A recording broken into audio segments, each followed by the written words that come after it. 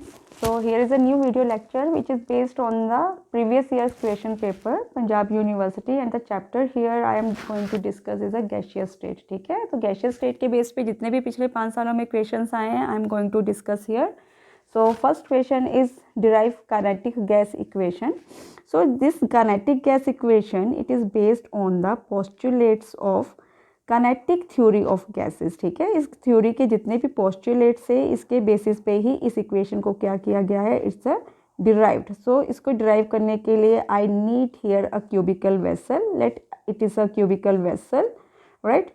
So in this cubical vessel the gas is contained and this vessel has coordinates that is x, z and here are y coordinates. ठीक है, here are I am just here mentioning the two faces of a cube, this face A and this is a face B. And suppose for there are number of molecules है ना, gas के number of molecules they are present in this vessel. तो suppose करो उनमें से एक molecule है N1, उस N1 की जो velocity होगी वो क्या है V1. suppose करो this molecule has a velocity V1, ऐसे V2 भी होगा, V3 भी होगा, V4 भी होगा, हम सब तो एक साथ नहीं कंसिडर कर सकते. Here this is just V1 molecule, और इस V1 मॉलिक्यूल के भी क्या है यहाँ पे कोऑर्डिनेट्स है, क्योंकि ये रैंडमली किसी भी डायरेक्शन में मूव कर सकता है. तो it's a Vx, here this is Vy and here it is a Vz. So here this molecule V1, right, molecule 1 which has a velocity V1 and these are the coordinates, yeah, because it is moving in all the directions. Now let there are few parameters which is need to mention here before I start this derivation. Suppose here is a n is what? It is a total number of molecules. What is n? It is a total number of molecules. किसके molecules? Gas के molecules, right? And here m is a m is a mass of each molecule. क्योंकि एक ही तरह के gaseous molecules है तो obviously सबके masses भी क्या होंगे यहाँ पे same होंगे. And L is what? It is a length of each side. It's the length of each side of cube. अब according to kinetic theory of gases we know that कि जो गैसियस मॉलिक्यूल्स हैं they move randomly in all the directions. तो हम सारे molecules को तो नहीं एक साथ साइमल्टेनियसली ले सकते. Suppose I am taking just one molecule and this one molecule is moving with a velocity v1. because the molecules are moving in all the directions, then I can write v1 square is equal to vx square plus vy square plus vz square. ठीक है ना, because these gaseous molecules they are moving in all the direction. So अभी तो हम क्या कर रहे हैं, we are considering the motion of only one molecule due to component Vx only, due to component Vx only. Simultaneously हम Vy और Vz को भी क्या करेंगे, वैसे ही कैलकुलेट करेंगे, पर सबसे पहले हम सिर्फ एक ही कंपोनेंट को लेकर चलेंगे, that is a Vx. Now the molecule they are moving and they are making some collisions on opposite faces A B, है ना. अभी सिर्फ फेसेस को भी हम क्या कर लेते हैं, कंसीडर कर लेते हैं, फिक्स कर लेते हैं कि सपोज अभी सिर्फ ए बी फेसेस हैं जिन पर ये मॉलिक्यूल्स क्या करेंगे, मूव करेंगे. तो first of all I need to calculate the momentum. This momentum is due to the component momentum due to component Vx, right? Before it strikes the face A. अब face A से जब ये molecule करेगा collide तो इसका momentum क्या होगा, that momentum is equal to mvx. Similarly momentum after the collision, this is the momentum after the collision, it is equal to minus mvx. Now what will be the change of momentum, the change of momentum here it will be equal to, कैसे निकालते हैं change, हमेशा minus लेते हैं change लेने के लिए, है ना. तो it will become 2mvx. this is the change in the momentum of the molecule during only one collision. और यहाँ पर तो ऐसी कितनी सारी कोलिजन्स हो रही होंगी, ठीक है ना। अब सपोज करो जब मॉलिक्यूल को नेक्स्ट कोलिजन करना है, तो मॉलिक्यूल को क्या करना पड़ेगा, पहले ये मूव करेगा ए से बी में, फिर ये मूव करेगा वापस बी से ए पे भी मूव करेगा, है ना, to make a next collision. So that means कि now the total distance, in that case the total distance that will be covered for the next collision, it will be equal to L plus L, क्योंकि क्या किया, molecule A से B और वापस B से A पे move किया, और यहाँ पर जो ये डिस्टेंस है ना, ये L ही है। दैट मीन्स कि इसको 2 बार ये डिस्टेंस कवर करना पड़ेगा to make a next collision, तो that is L plus L will become equal to 2L. Now the next thing which is required here is the number of collisions which take place, number of collisions which are taking place on phase A in 1 second. So number of collisions on phase A in 1 second, that is equal to Vx upon 2L. It is equal to Vx upon 2L, ठीक है ना। Now the change of momentum of this molecule, change of momentum of the molecule in 1 second due to Vx, ठीक है ना, on phase A, that is equal to 2m, it is a product of this momentum and the distance, that is 2m Vx into Vx upon 2L, that will be equal to what, it will be equal to mVx square upon L. Similarly, the change in momentum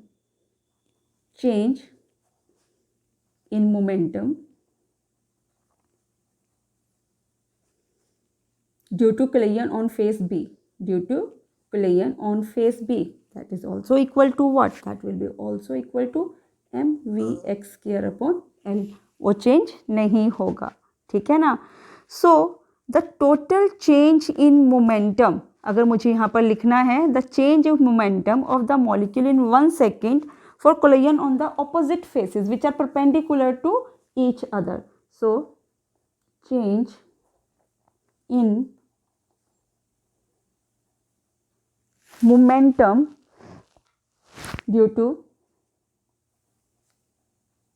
collision on opposite faces क्या है, suppose A and B, तो वो क्या हो जाएगा, that will be equal to, दोनों को plus करोगे, है ना, that will be equal to 2mVx square upon L, right. Suppose this is for a component Vx, similarly for component Vy and Vz, वो क्या निकलेगा, अगर आप Vx के Vy के लिए करोगे वो बनेगा Vy स्क्वायर अपॉन L, और अगर आप Vz के लिए करोगे वो क्या बनेगा, 2mVz square upon L. So change in momentum, now the change in momentum due to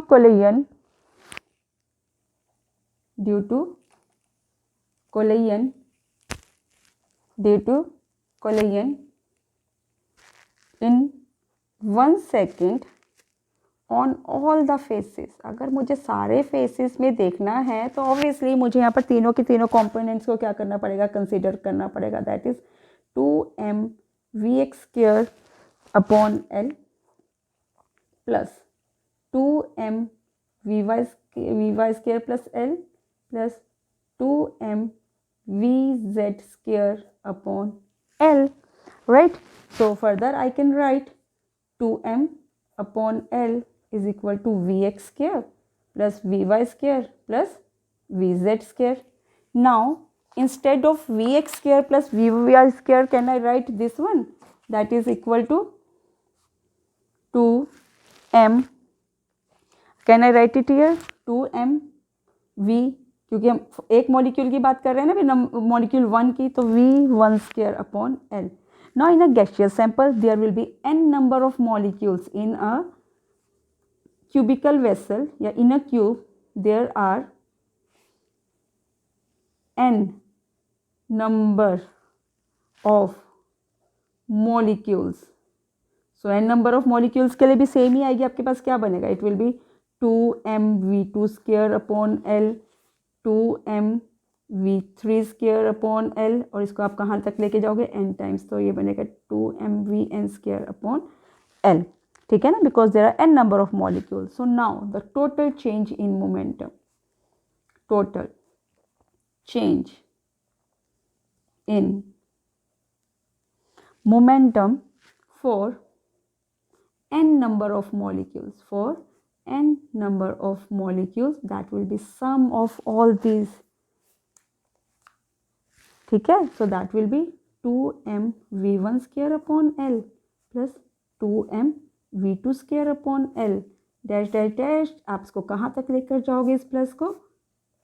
2mvn square upon L. Similarly what I could, मैं 2m by L को क्या ले लेते हैं? यहाँ पे कॉमन ले लेते हैं. It will be v1 square plus v2 square plus dash dash dash, plus का साइन ज़रूर डालना, vn square.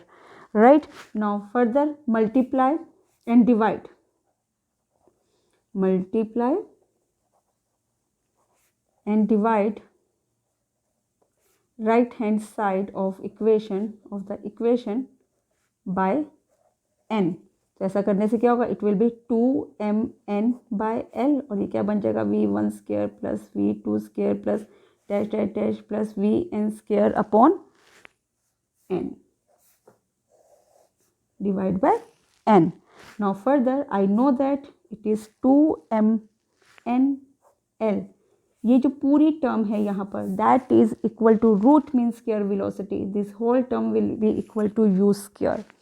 ठीक है? Now further we know that the change in momentum is known as what? The change in momentum in 1 second is called what? It is called force according to Newton's second law of motion.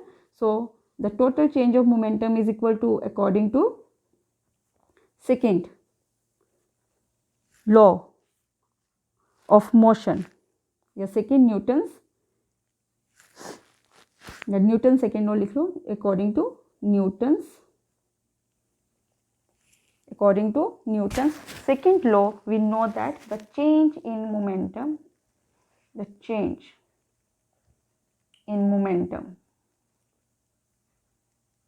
in 1 second, it is equal to what? पढ़ा हुआ है आपने physics में, force. So I can write here F is equal to 2mnl into u square. Further I know that pressure is equal to what? It is equal to force upon area. So I can write 2mnl u square. ठीक है? और आप यहाँ पे area की जगह पे क्या करोगे? आपको पता है area of all the faces is equal to what? It is equal to 6l square. तो यहाँ पे जो एरिया है वो क्या बन जाएगा? 6l square. So I can write it as P is equal to 2mn u square L into 6l square, and that will be equal to 1 by 3 m n u square upon what? L cube. And this L cube is equal to what? Volume. So I can write 1 by 3 m n u square upon v, and that will be equal to PV is equal to 1 by 3 m n u square, and this is known as what? It is known as kinetic gas equation. It is known as kinetic gas equation. It's a derivation. ठीक है? Kinetic gas equation. Now this is the first question which I solved. Now the second question is, it is derive all the gaseous laws. Derive. Question number 2 is derive all the gaseous laws on the basis of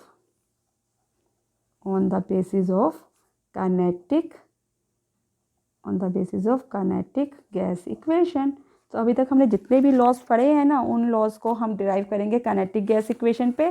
तो ये general question paper में पूछा गया था, तो इसमें हम 3 main laws ले लेते हैं। सबसे पहले तो मैं करती हूँ यहाँ पे डिस्कस बॉयल्स लॉ को, ठीक है ना। आपने गैसियस स्टेट में बॉयल्स लॉ पढ़ा है। According to Boyle's law what, V is always inversely proportional to pressure at constant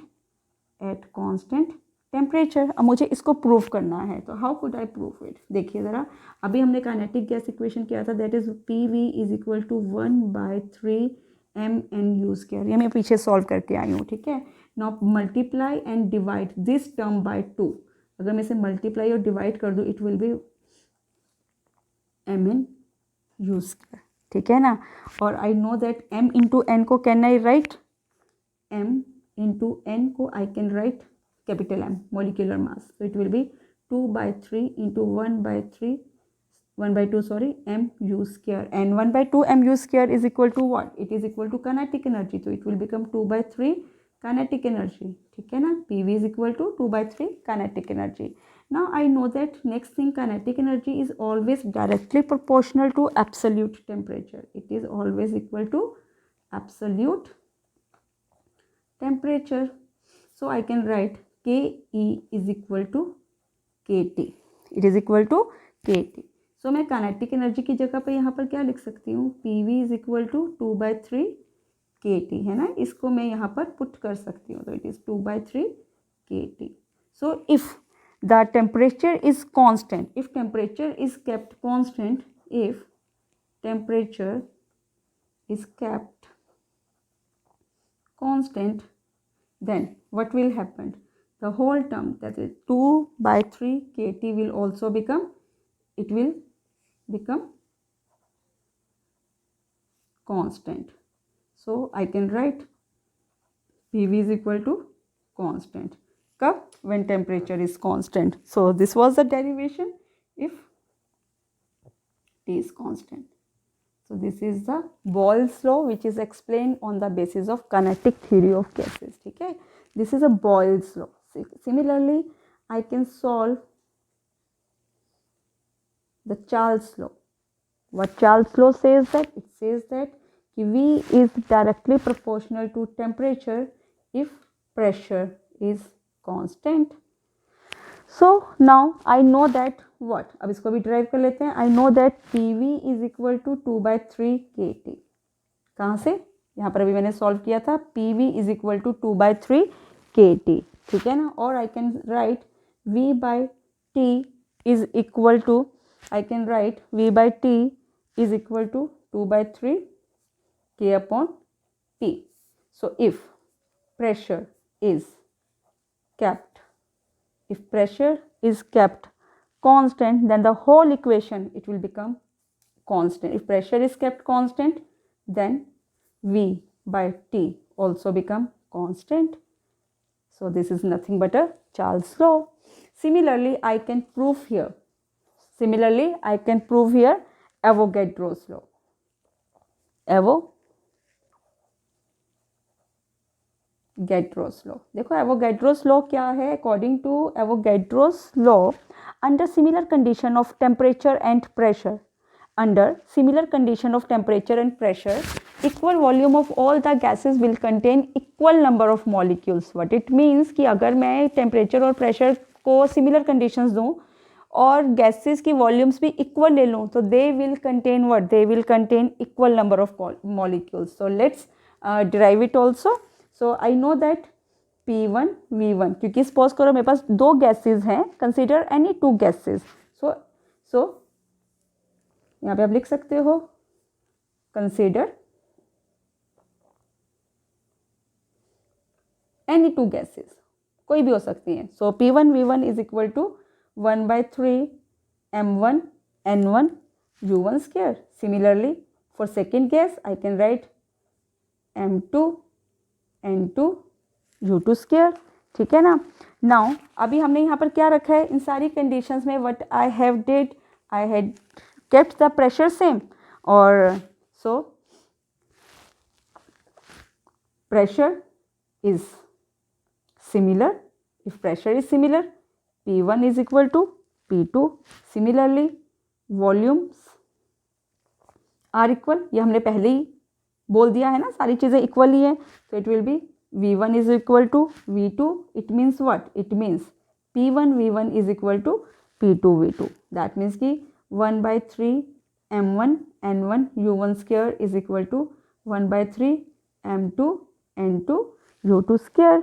now according to kinetic theory of postulates of kinetic theory of gases, we know that average kinetic energy of gas is always directly proportional to what, absolute temperature. It is always equal to absolute temperature. और हमने temperatures भी क्या रखे हैं, so temperatures are also same, temperatures are also same. अगर temperature same है तो that means कि उनकी kinetic energies भी क्या हो गई, kinetic energy of first gas will be equal to kinetic energy of second gas, that is 1/2 M1 U1 square is equal to 1/2 M2 U2 square. इसको equation A मान लो, इसको equation B मान लेते हैं, ठीक है. Now divide equation A by B. अगर सबको मैं डिवाइड करूँ, I left with what, I left with N1, I left with what, I left with N1 is equal to N2. So that means कि under similar conditions of temperature and pressure, if volume are also kept constant, then they have a same number of molecules. So these are the three laws. क्योंकि एक या दो number में equation आता है ये वाला, तो आप ऐसे इसको ड्राइव कर कर आ सकते हो, ठीक है ना. Now the next question which is based on, the next question is, now the next question, that is question number 3, it is based on the Maxwell's distribution of velocities. That is explain sorry, I have to write here, right, question 3, that is explain Maxwell's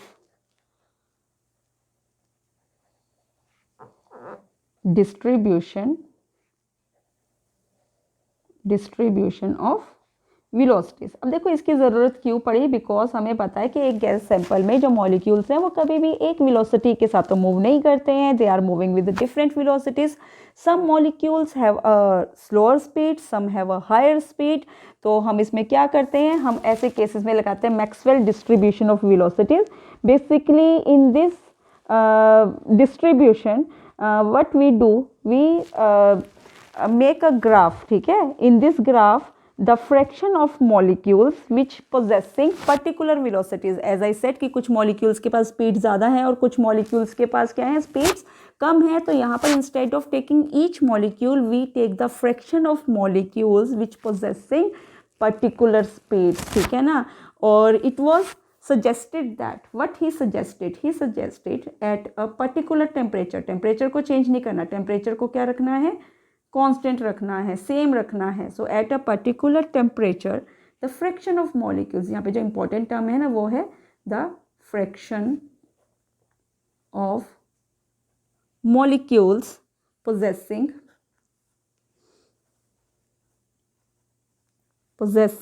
particular velocities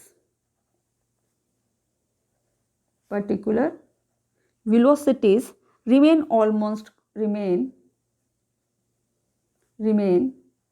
almost constant, ठीक है, remain almost constant. So इस equation को जो Maxwell ने equation दिया था, he gave the equation that is 1n dnc upon dc that is equal to, this is the equation. इसको drive करने की ज़रूरत नहीं है, इसको बस आप ऐसे याद रख लेना, m 2 pi RT 3/2 E minus mc square upon 2 RT C square, ठीक है. और यहाँ पर जो ये फैक्टर है, this factor, this is known as what, it is called a probability. It is known as probability of the molecules having particular speeds, ठीक है. It's a probability of finding molecules with speed c. क्योंकि कुछ fraction of molecules के पास speed different होगी, कुछ fraction of molecules के पास speed क्या होगी, दैट विल बी डिफरेंट, ठीक है ना. सो Here the graph has been plotted between this probability factor, that is P, and here is a speed. So Maxwell distribution कि जब भी आप ग्राफ्स करोगे ना, एक चीज़ को याद रखना, ग्राफ्स हमेशा आपको ऐसे बेल शेप्ड ही मिलते हैं. These are the graphs which we get here. So यहाँ पर आप देख रहे हो, यहाँ पर क्या है, these are the fraction of molecules possessing speeds, and here the fraction is maximum where the molecules have this speed.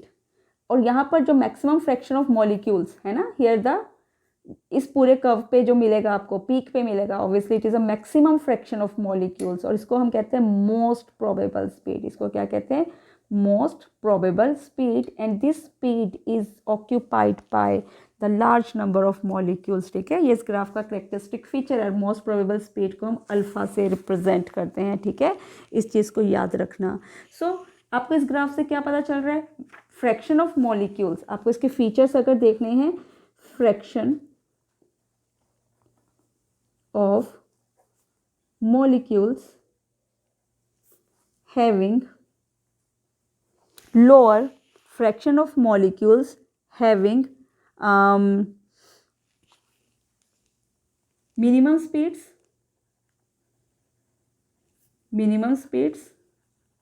and maximum speeds, maximum या higher speeds, higher लिखेंगे है ना, and higher speeds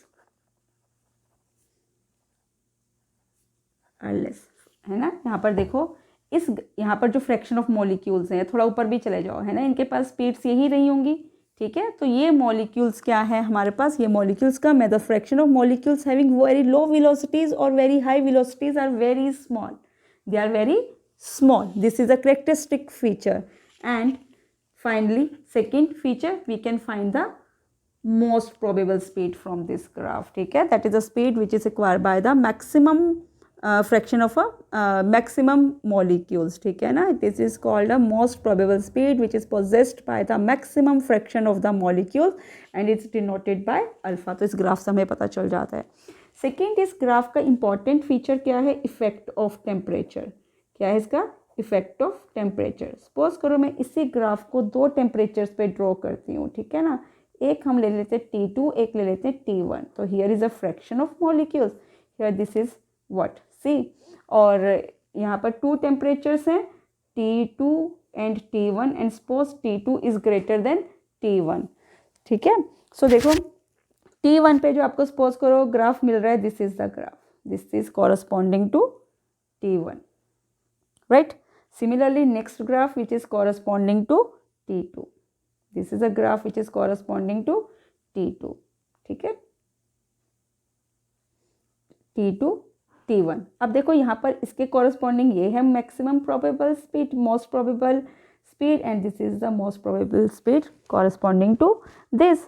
अगर आप यहाँ जो this is α1 and this is equal to α2. So अगर temperature को इंक्रीज करते हैं, सबसे पहले आप देखो ये जो ग्राफ है ये और ज़्यादा फ्लैटन हो रहा है, तो दैट मीन्स कि ये जो मोस्ट प्रोबेबल स्पीड है ना, this is the most probable speed that is occupied by the less fraction of molecules at a higher temperature. Here the fraction of molecules क्या है, यहाँ पर है ज़्यादा. ठीक है ना, so the peak of the curve shift towards right सबसे पहले तो.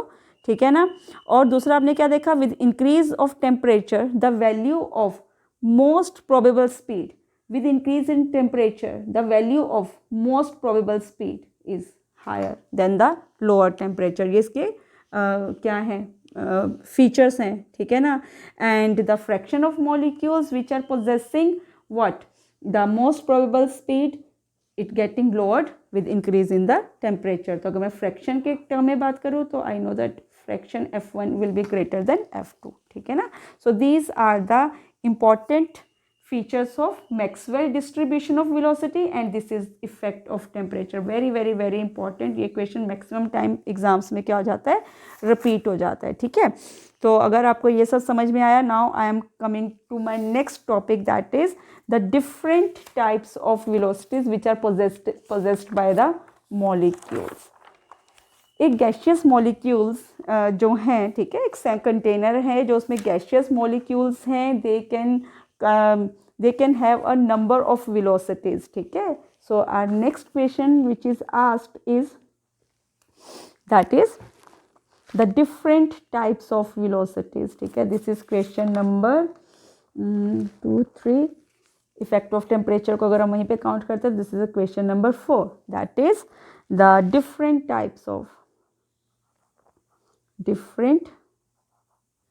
types of molecular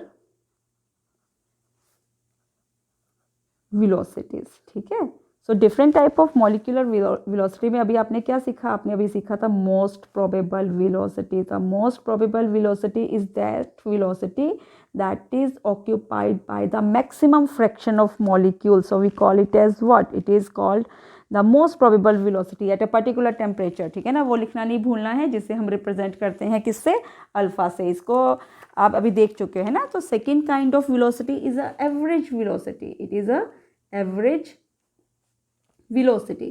तो एवरेज वेलोसिटी को जो हम रिप्रेजेंट करते हैं दैट इज सिंपल वी से. Average velocity it is mean of all the velocities, है ना. That is v is equal to v1 plus v2 plus dash dash dash. Suppose अगर n टाइप ऑफ मॉलिक्यूल्स है तो divide by what, n. इसको कहते हैं average velocity and it is represented by v. And the third one is a root mean square velocity. The next one is a root mean square velocity. This is a next one, root mean square velocity. इसको represent करते हैं किससे, you से. ये भी अभी हम पीछे कर आ चुके हैं. What is a root mean square velocity? So it is the square root of the mean of the squares of the different velocities. तो what I said, root mean square velocity को यू से represent करोगे. से किससे represent करोगे, u से always. And this is the square of all the velocities. पहले सारी वेलोसिटीज का क्या ले लो, स्क्वायर. फिर उसको किससे डिवाइड करो, एन से. एंड दिस स्क्वायर रूट, क्योंकि स्क्वायर रूट है ना तो सबको स्क्वायर रूट में ले लो. This is a u. Now the next question, relationship between all the velocities. इन सब वेलोसिटीज के बीच में अगर रिलेशनशिप देखना है तो how can I find out the relationship. तो इसकी कोई ऐसा आपके पास डेरिवेशंस नहीं है, पर रिलेशनशिप पूछ लेते हैं आपसे एग्जाम में. तो देखो यहाँ पर जो मोस्ट प्रोबेबल वेलोसिटी है दैट इज अल्फा, उसका फॉर्मूला होता है, आपको यहाँ पे सबके फॉर्मूलाज बस आप याद कर लेना, दैट इज 2RT/m. ठीक है. सिमिलरली एवरेज वेलोसिटी v का फॉर्मूला होता है that is 8RT/m. Now the next one is u, that is equal to 3RT/m. Right. So अगर मुझे इन तीनों वेलोसिटीज के बीच में रिलेशनशिप देखना है तो just I need to the ratios between all this alpha v और u के बीच में, that will be comes out to be इन सबको that is 2RT/m ratio 8RT/m ratio 3RT/m. Right. And that will be become, अगर इसको solve करेंगे it will be √2 ratio 8/pi ratio 3. तो that will be equal to what, that will be equal to 1 ratio 1.128 ratio 1.224. So this is the relationship between all the velocities. ठीक है. Now based in this concept there is a one numerical here. We have to calculate root mean square velocity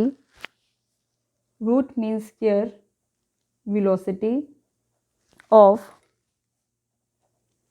chlorine molecule at 17 degrees Celsius and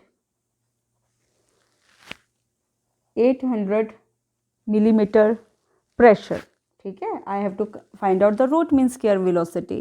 So I know that root mean square velocity is equal to what? It is equal to, I can write this formula also for root mean square velocity. ठीक है ना. That is equal to,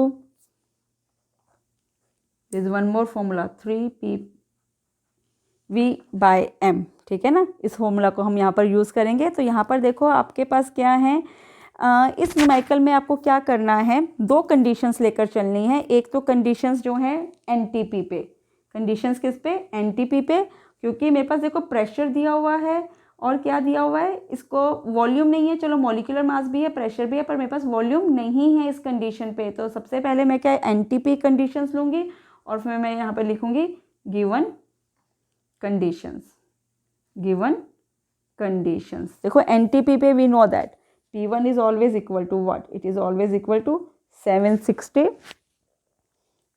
mm of mercury. V1 कितना लोगे यहाँ पर, units का ध्यान रखना, ये बहुत इंपॉर्टेंट है। It is equal to 22400 centimetre cube. और T1 कितना लोगे, that will be equal to 273 kelvin. ये क्या है हमारे पास, P1 V1 T1। सिमिलरली आपको गिवन कंडीशंस क्या दी हैं, P2 आपको दिया हुआ है 800 mm, V2 मुझे फाइंड आउट करना है, और T2 यहाँ पर कितना है, टेम्परेचर कितना है, 17 डिग्री सेल्सियस है, that means it is 290 kelvin, right. Now what will I do here, first of all I will calculate here a volume. मैं क्या इक्वेशन लगाऊंगी, that will be P1 V1 upon T1 is equal to P2 V2 upon T2। तो आपके पास P1 V1 T1 P2 V2 T2 में से आपके पास क्या है, V2 नहीं है, दैट मीन्स कि P1 is equal to what, it will be 760 into that is 22400 upon T1 is equal to what, it is equal to 800 into V2 by 290। यहाँ से आप क्या कैलकुलेट कर लोगे, V2 फाइंड आउट करोगे। अगर आप ये सारी कैलकुलेशंस करते हो ना, V2 आपका निकलेगा 22600 सेंटीमीटर क्यूब। अब आपके पास वॉल्यूम आ गया, यही तो हम चाहते थे। Now insert these values in the formula, that is 3PV/m, that is equal to, that will be equal to 3 into, आपके पास प्रेशर कितना दिया हुआ है, प्रेशर आपके पास दिया हुआ है, pressure is equal to 800 mm, ठीक है। इसको मैं सूटेबल यूनिट्स में कन्वर्ट कर दूँ, 800 मिलीमीटर्स का मतलब क्या, 80 सेंटीमीटर्स। इसको फर्दर मैं डाइंस पर स्क्वायर सेंटीमीटर में कैसे कन्वर्ट करूँगी, it will B 80 into 13.6 into 981, ऐसे करके ये किस में कन्वर्ट हो जाएगा, डाइन पर स्क्वायर सेंटीमीटर में, ठीक है ना। तो ये फॉर्मूला मुझे यहाँ पर P की वैल्यू क्या पुट करनी है, 80 इंटू 13.6 इंटू 981, और वॉल्यूम कितना था, वॉल्यूम आपने लिया था 22, क्योंकि यूनिट्स ये सेंटीमीटर में है ना, तो मुझे उसी में कन्वर्ट करना पड़ेगा, 22600 whole under root divide by chlorine का मॉलिक्यूलर मास कितना लोगे, 71। If you will calculate it will comes out पे 3.19 इंटू 10⁴ सेंटीमीटर पर सेकेंड, ठीक है। So this numerical has been asked in previous year question papers. Now the next question which is based on this is find out. So now next question is find out the root mean square velocity. I have to calculate root mean square velocity, average velocity and most probable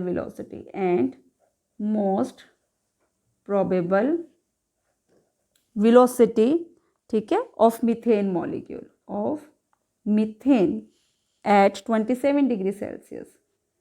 तो मेरे को जो भी parameter दिए उसके accordingly मैं अपने formulas को यूज़ कर सकती हूँ। सबसे पहले मैं रूट मीन स्क्वायर वेलोसिटी कैसे निकालेंगे, by using the formula that is 3 into R into T by M। अगर मैं सारे पैरामीटर्स यहाँ पे पुट करती हूँ, दैट इज 3, R की वैल्यू यहाँ पर आई एम टेकिंग 8.314, अगर इसे अर्ग्स पर डिग्री में लेना है 8.314 इंटू 10⁻⁷, ठीक है। और टेम्परेचर कितना है 27 डिग्री सेल्सियस, इसको भी केल्विन में कन्वर्ट कर लो तो it will be 300 divide by molecular mass कितना है 16, इसको कैलकुलेट करोगे तो it will comes out to be 683.9, ठीक है, मीटर सेकेंड इनवर्स। यूनिट्स का ध्यान रखना, ये बहुत इंपॉर्टेंट है। Second one is a average velocity, इसका फॉर्मूला क्या था, V, that is equal to 8 R T by pi M. अब इसकी सारी वैल्यूज़ को यहाँ पे पुट कर दो, that will be what, that will be equal to 8 into 8.314 into 10⁻⁷। Temperature कितना है आपके पास, 300 है ना, कंडीशन तो सेम ही है। और that will be equal to pi by M, pi की वैल्यू क्या 3.14 और मॉलिक्यूलर मास इसका कितना है 16। इन सारे को आप सॉल्व करोगे तो it will be 6.3 into 10⁻⁴ metre पर second. And the next one is a most probable velocity. मेरे पास दोनों वेलोसिटीज़ हैं, तो I know that most probable velocity is equal to alpha into 0 point, इनका रिलेशनशिप है, ठीक है, इसको ध्यान में रख लेना, इंटू v। तो दैट मीन्स कि 0.816 v आपने अभी कितना फाइंड आउट किया, दैट इज 6.3 इंटू 10⁻⁴। इन दोनों को मल्टीप्लाई करोगे दैट विल बी 514.08 मीटर पर सेकेंड। तो इस तरह से इसको करोगे आप कैलकुलेट, ठीक है। तो होपफुली आपको इसके बेस पे न्यूमेरिकल्स समझ में आ रहे होंगे, ठीक है। Now the next question is at what temperature the root mean square velocity of chlorine gas will be equal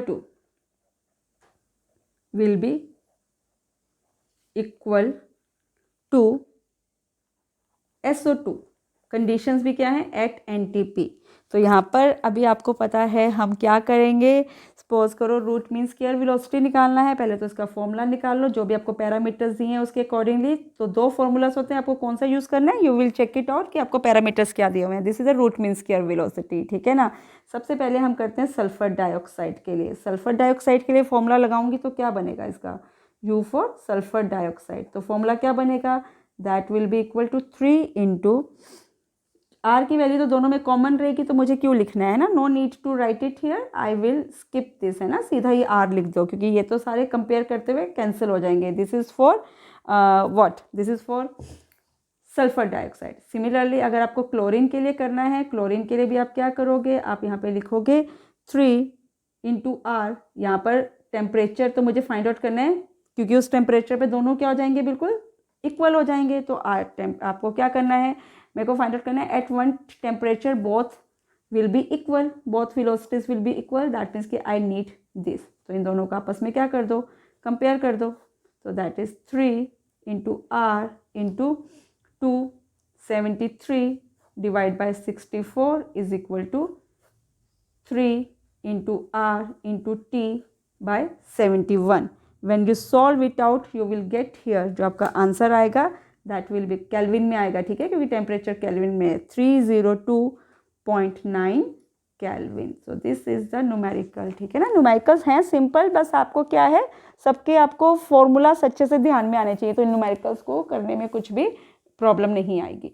other next question is question number 8। In this question number 8 we will discuss, आपके पास terms जो define करने के लिए हैं। I am trying कि आपका पूरा का पूरा सिलेबस ही इसमें कवर हो जाए, ठीक है। Next one is a collision diameter, और मैं बिल्कुल सिलेबस वाइज ही चल रही हूँ, जो पिछले सालों में क्वेश्चंस पूछे गए हैं। क्लेयन डायामीटर, क्लेयन नंबर एंड क्लेयन फ्रीक्वेंसी, इन तीनों को डिफाइन करना है, ठीक है। क्लेयन फ्रीक्वेंसी, तो सबसे पहले जो मैं यहाँ पर डिफाइन कर रही हूँ that is a collision diameter. Collision diameter को जो हम रिप्रेजेंट करते हैं, वो हम रिप्रेजेंट करते हैं सिग्मा से। अगर आप उसको डायग्रामेटिकली समझना चाहते हो, सपोज करो दो मॉलिक्यूल्स हैं, ये दोनों मॉलिक्यूल्स आपस में क्या कर रहे हैं, कोलाइड कर रहे हैं, ठीक है ना। सो ये दो मॉलिक्यूल्स को कोलाइड करने के लिए ये जो इनका डिस्टेंस बनता है ना, that distance is equal to what, it is equal to sigma. अगर मैं इसको डिफाइन करना चाहती हूँ, that is the closest distance of approach between the centre of the two molecules taking part in a collision. So what is the collision diameter? So this sigma is a closest distance between the two molecules. It is the closest distance between the two molecules during collision. Collision, ठीक है ना, इसको हम कहते हैं collision diameter. Now the next thing is collision number. So अगर collision number को define करना चाहते हैं, basically what is a collision number? So collision number is the number of collisions which is a single molecule makes with other molecule in 1 second, ठीक है ना। तो collision made by one molecule with other molecules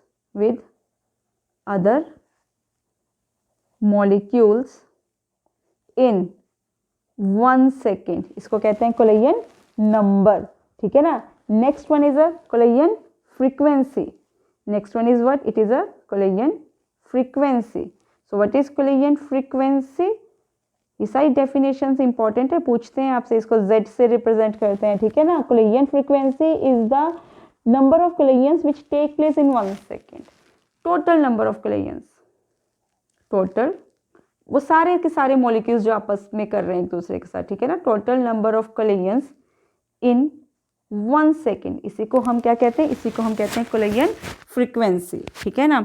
so kinetic theory of gases के accordingly, in a gas which contain n number of same molecules, so the number of collisions which are made by a single molecule which is taking with another molecule, that is इसको collision number बोलेंगे, ठीक है। अगर मैं kinetic theory of gases के accordingly देखूँ, so this NC, that is a collision number, it is always equal to under root 2 pi v sigma square n, where pi under root 2 is a constant है ना। what is a v here? it is a average velocity of a molecules, units इसके अभी हम रख रहे हैं centimetre per second में, ठीक है। sigma is what? it is a collision diameter and n is a total number of molecules, ठीक है ना। तो ये भी आपसे एग्जाम में पूछ लेते हैं, right. Now the next question is which I am going to explain here. Next question is mean free path. Next question is define mean free path. ठीक है, आप देखो mean free path क्या है. Whenever molecules they are moving in a gaseous state, they always move in a different directions and they all have a different velocities when they collide with each other. So the distance traveled by molecule before colliding with another molecule, जैसे यहाँ पर molecule एक molecule है, जब इसे दूसरे molecule के साथ collide करना है, इसको कुछ distance cover करना पड़ेगा, ठीक है ना. This distance traveled by the molecule before colliding with another molecule is called free path. इसी को क्या कहते हैं? फ्री पाथ कहते हैं, ठीक है. अब गैशियस सैंपल में क्या है, मॉलिक्यूल्स तो रैंडमली मूव कर रहे हैं. सपोज करो पहले एक मॉलिक्यूल, ये जो मॉलिक्यूल है इसने इस मॉलिक्यूल के साथ कोलाइड किया, इसने डिस्टेंस कवर किया L1. फिर इस मॉलिक्यूल ने कई बार वो डिस्टेंस ज़्यादा भी कवर कर रहे हैं और कई बार डिस्टेंस क्या कर रहे हैं, कम भी कवर्स कर रहे हैं, ठीक है ना, before colliding with another molecule. So mean free path is a mean distance. So mean free path, mean free path is a mean distance, mean distance मतलब कि आप एवरेज डिस्टेंस निकालोगे. It is a mean distance which is travelled by a molecule between any two successive collisions, between any two successive collisions. We call it as a mean free path, ठीक है ना. और इसको represent करते हैं L से and its formula is V upon NC, where what is a V? It is a distance per unit time या average distance traveled by molecule in 1 second, ठीक है ना. That is a speed is equal to speed divide by NC. अगर मैं यहाँ पे NC की value put करूँ जो हमने पीछे भी लिखा था, that was under root 2 pi V sigma square N.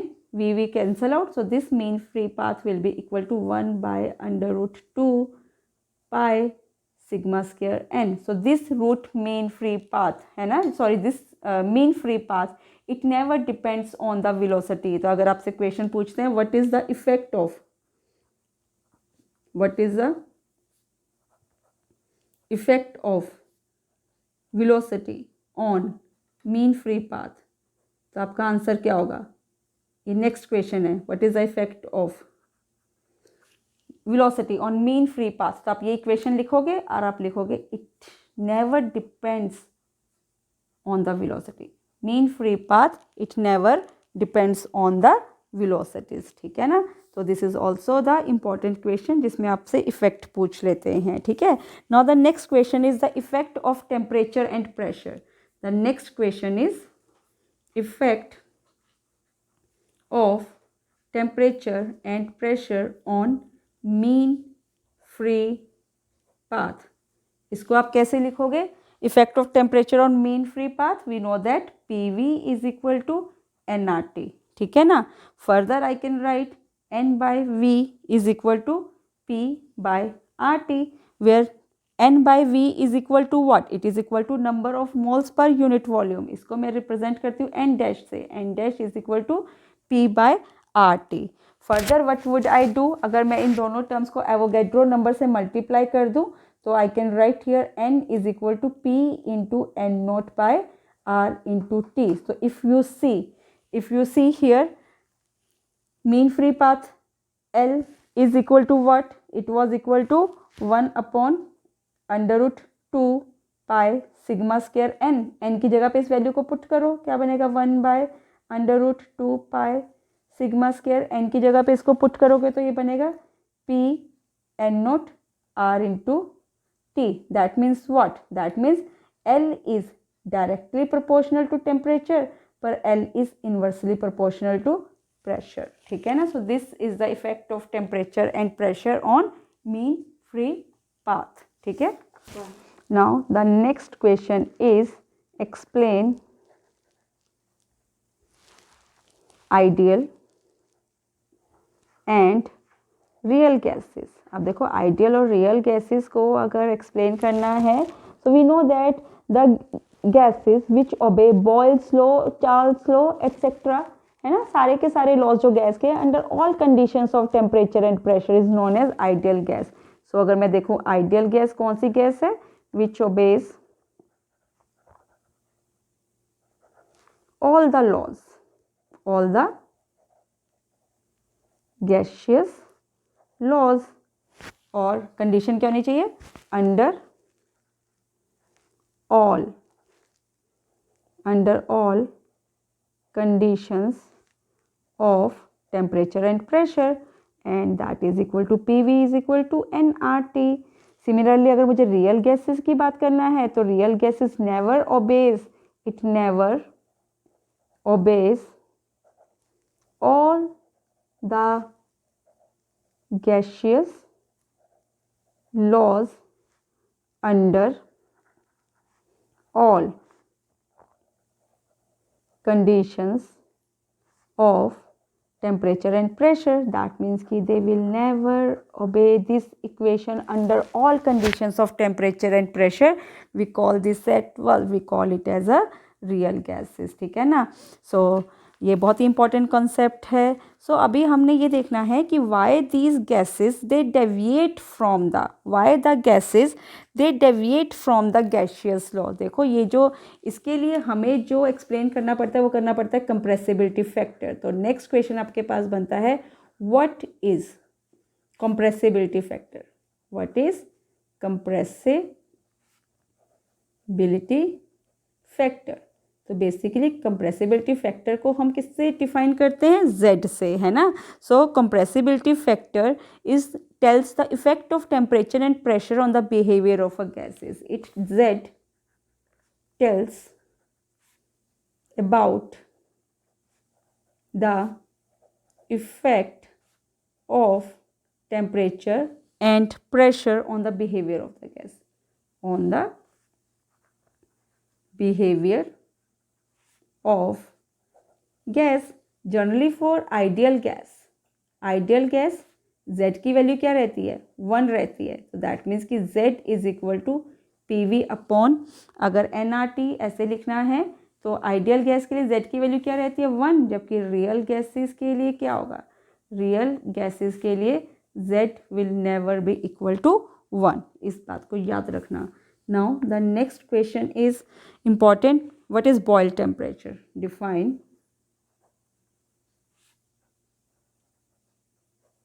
Boyle's temperature. Now what is a Boyle's temperature? Basically Boyle's temperature is that temperature, Boyle's temperature, the temperature is a temperature at which real gases will behave like. इसमें क्या होगा, जो real gases है वो कैसा behave करना शुरू कर देगी? It will start behaving like a ideal gas over a appreciable range of pressure. So Boyle temperature is temperature at which real gas will start behaving like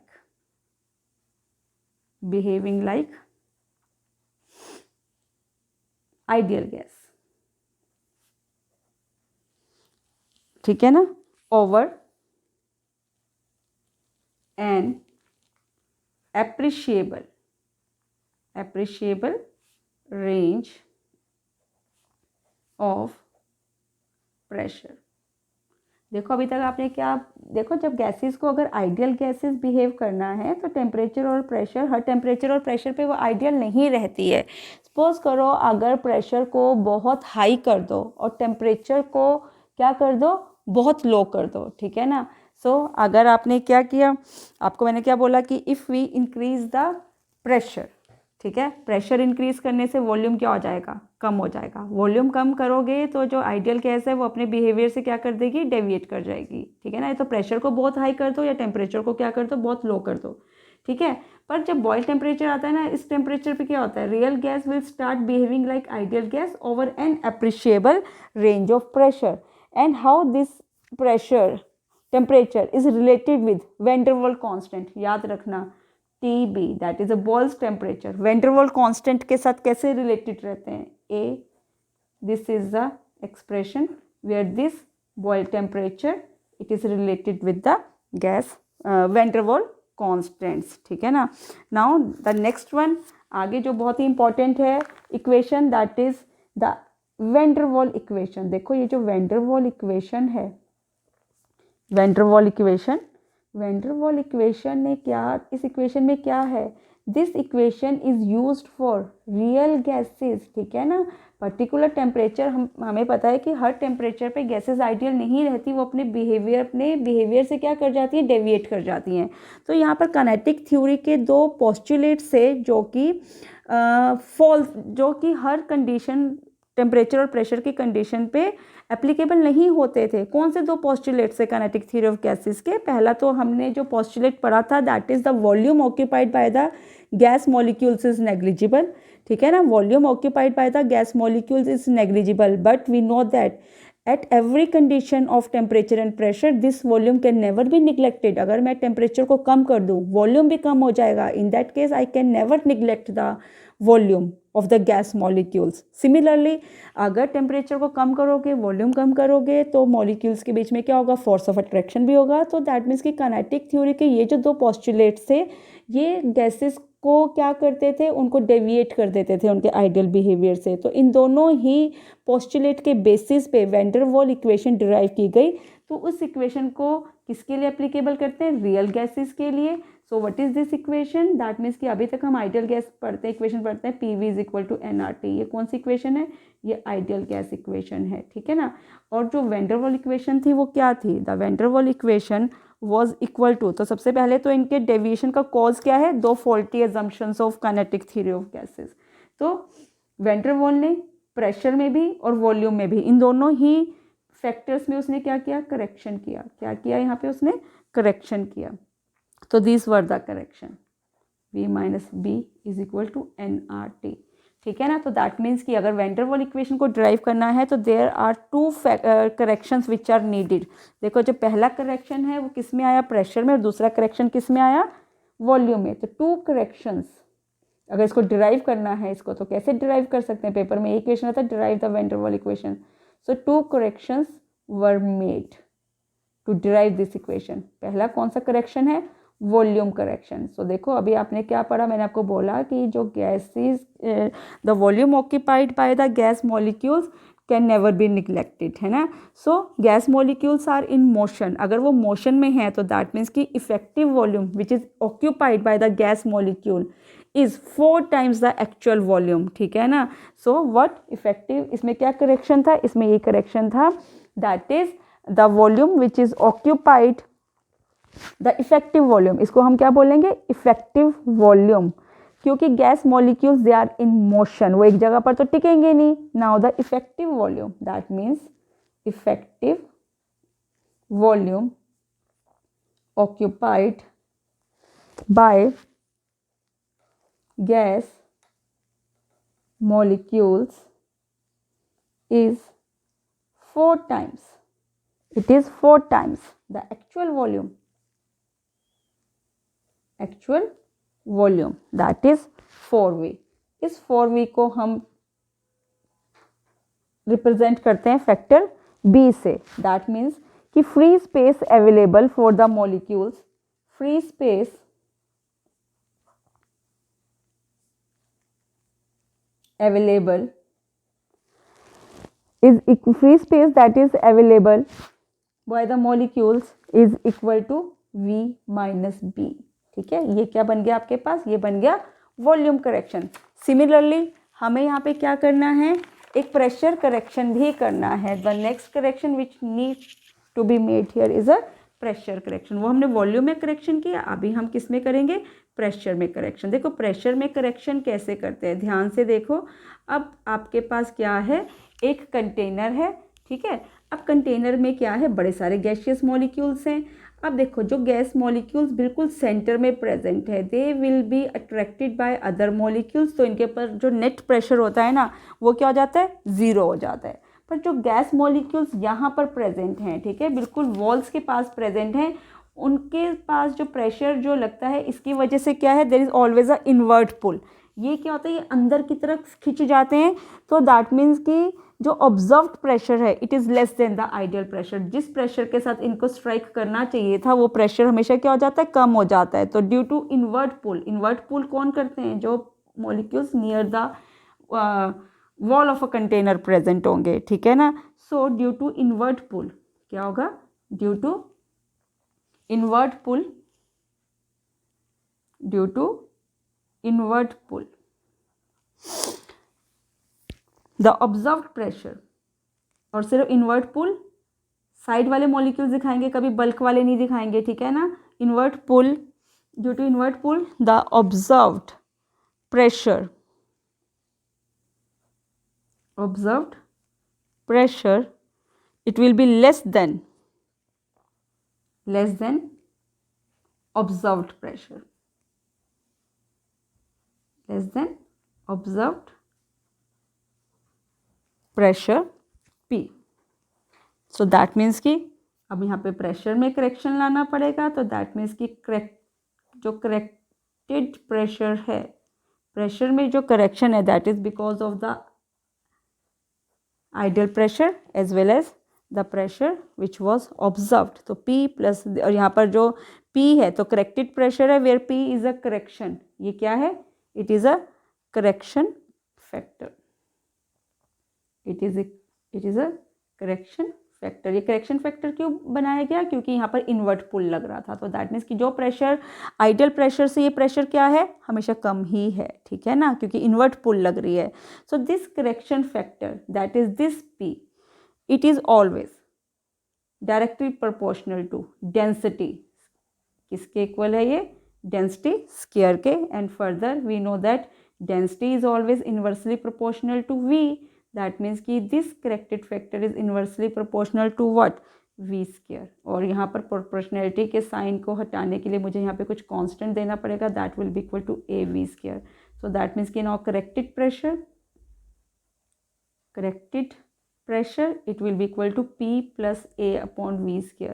तो आपने एक वॉल्यूम करेक्शन बनाया, एक आपने क्या बनाया, एक हमने बनाया था वॉल्यूम करेक्शन। तो इसके बेसिस पे इक्वेशन क्या बन गई, P A, दोनों करेक्शंस को इंसर्ट कर दो, V minus B is equal to RT. And if we have n number of moles, in that case we can write it as P plus A n square V square V minus NB is equal to RT.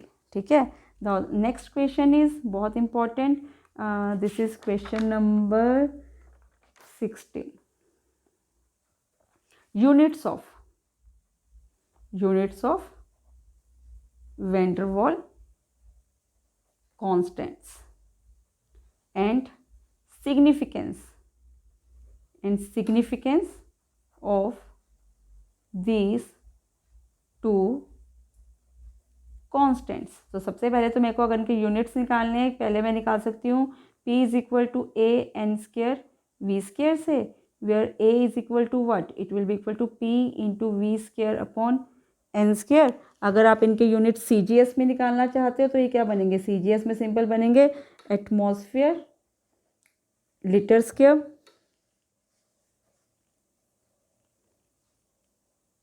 Mole square inverse. और अगर आप इसको करना चाहते हो SI units में, तो SI units में ये क्या बनते हैं, ये बनेंगे newton metre for mole inverse. क्यों, क्योंकि यहाँ पर मेरे को प्रेशर को किस में लिखना पड़ेगा, अगर ये किस में है CGS में है, ये किस में है SI में है. SI में करने के लिए क्या करना पड़ेगा, प्रेशर को मुझे लेना पड़ेगा न्यूटन मीटर इनवर्स में, वॉल्यूम को किस में लेना पड़ेगा, इसको लेने पड़ेगा मीटर क्यूब स्क्वायर में, और ये तो क्या है आपके पास मोल स्क्वायर. सिमिलरली अगर मुझे निकालना है किसके यूनिट्स, ये तो निकल गए units of A, units of किसका निकालना है, अगला यूनिट निकालना है B का. दैट मीन्स कि V is equal to NB, और I can write B is equal to V by N. CGS में अगर आप इस यूनिट को निकालना चाहते हो तो क्या करोगे, है ना, ये भी आपके पास दो तरह के यूनिट्स निकलेंगे. सिंपल अगर आप इसको देखना चाहते हो B के यूनिट्स को आप ले लो इसको लीटर मोल इनवर्स, ये आपके पास किस में निकल गए CGS में निकल गए यूनिट्स. और अगर आप इसको SI में निकालना चाहते हो, SI में क्या करोगे, B के यूनिट्स को निकालोगे तो that will be metre cube mole inverse. ठीक है. Now the next question which is very important, what are the significance of these constants. देखो यहाँ पर जो A है, A measures the intermolecular force of attraction, क्योंकि देखो यहाँ पर दो ही तो पोस्टुलेट्स है कि फोर्स ऑफ अट्रैक्शन भी हमें कंसिडर करना है, दूसरा इफेक्टिव वॉल्यूम भी हमें कंसिडर करना है. तो A क्या बताता है, A बताता है हमें, it tells about the force of attraction. It is a measure of intermolecular force of attraction. It measures the intermolecular force of attraction. तो याद रखना जो more greater will be the value of A, ठीक है ना, तो gases can be easily liquefied. More will be the value of A, greater will be its liquefaction.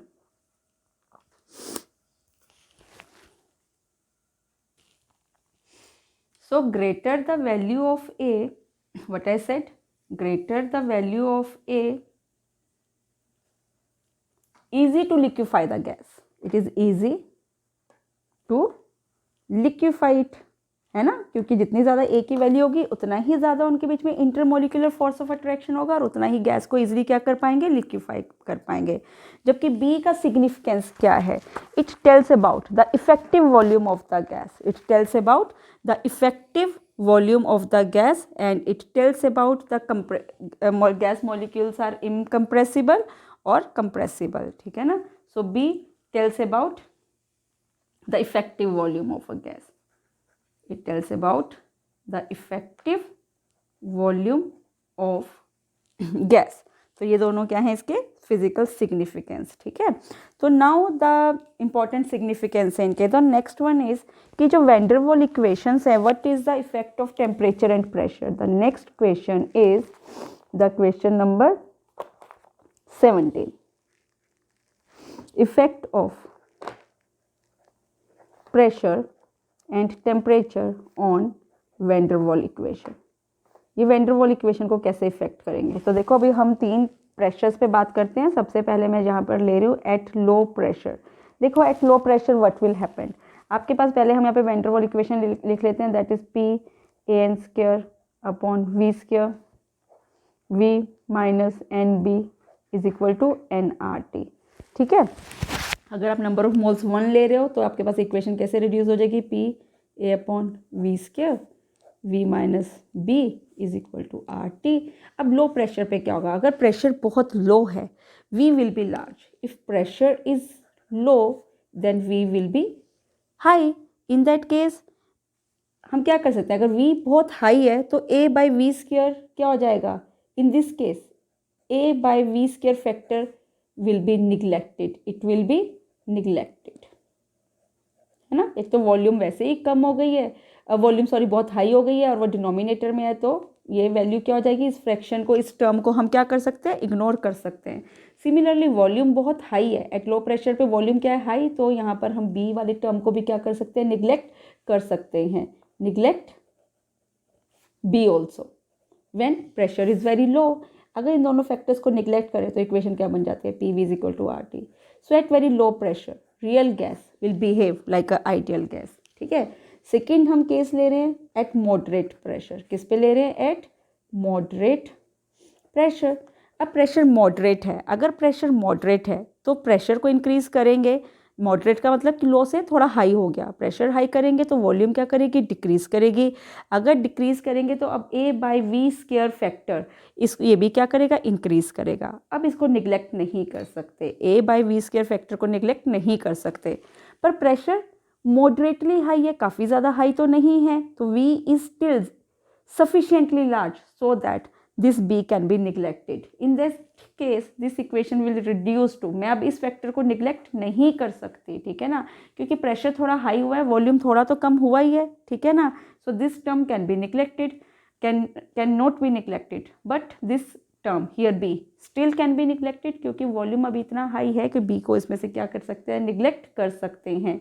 तो this will be the equation, so that will be equal to, v को multiply करो इससे, P V plus A by V is equal to R T. Now I can write P V is equal to R T minus A by V. अब इस पूरी term को क्या करो, इसे कर दो डिवाइड, इस पूरी टर्म को कर दो डिवाइड बाय आर टी के साथ। अगर आप इसे आर टी के साथ डिवाइड करोगे क्या बनेगा, ये बनेगा P V by R T by R T minus A by V R T. तो ये क्या बनेगा, P V by R T is equal to what, it is equal to Z, तो it will be Z 1 minus A by R T V. So that means कि here the Z will be less than 1, Z will be what, it will be less than 1, ठीक है, in that case. Okay, now come to the next one at high pressure. Third हम क्या ले रहे हैं, at high pressure. अब high pressure पे देखो क्या होगा, जब प्रेशर बहुत हाई है तो वॉल्यूम क्या हो जाएगा, लो, इतना लो हो जाएगा। अब हम बी को तो निगलेक्ट नहीं कर सकते, ठीक है, क्योंकि वॉल्यूम बहुत लो है, अब वी माइनस बी को निगलेक्ट नहीं किया जा सकता। But under this conditions A by V square factor it will become quite large, क्योंकि प्रेशर बहुत क्या कर दिया, हाई कर दिया, और ये जो टर्म हो जाएगी ये भी a बाई वी स्क्वायर क्या हो गया, काफ़ी वैल्यू इसकी, v अगर प्रेशर बहुत हाई है तो वॉल्यूम क्या हो जाएगा, लो हो जाएगा, ठीक है ना। सो अंडर दिस कंडीशंस अब इस फैक्टर को हम निगलेक्ट कर सकते हैं, इस प्रेशर फैक्टर को निगलेक्ट किया तो I left with P1 minus V minus B is equal to R T, that will be equal to what, that will be equal to P V minus P B is equal to R T. अब क्या कर सकते हैं, we can write P V is equal to R T plus P B, इस पूरी term को R T के साथ कर दो क्या, R T by R T plus P B R T, और z will be equal to what, it will be equal to 1 plus P B R T. Here z will be what, the P V is greater than, P V क्या है यहाँ पर, it will be greater than R T by a factor of P B. इसका मतलब ये क्या है, यहाँ पर जो पॉजिटिव साइन है ना, तो समझो compressibility factor is what, it will be now greater than 1। So this is the compressibility factors या इफेक्ट ऑफ प्रेशर और temperature on a van der Waals equation. अब अगला आपके पास जो फैक्टर बनता है एट हाई टेम्परेचर। अब हाई टेम्परेचर पे क्या होगा, अगर टेम्परेचर को हाई कर देंगे वी भी क्या हो जाएगा, high. At high temperature, at high temperature V will also high, V will also high. तो ये बिल्कुल ये वाला केस बन जाएगा लो प्रेशर वाला। At that case P V will be equal to R T. Important है। अब नेक्स्ट क्वेश्चन आपसे पूछते हैं कि हाइड्रोजन और हीलियम ये जो गैसेज हैं इनका हमेशा एक्सेप्शनल बिहेवियर रहता है। एक्सेप्शनल बिहेवियर का मतलब क्या कि ये इनको कंप्रेस करना इतना ईजी नहीं है, ठीक है ना। सो क्या है, जैसे हाइड्रोजन और हीलियम है उनके मॉलिक्यूलर मासेस क्या हैं, बहुत ही कम है।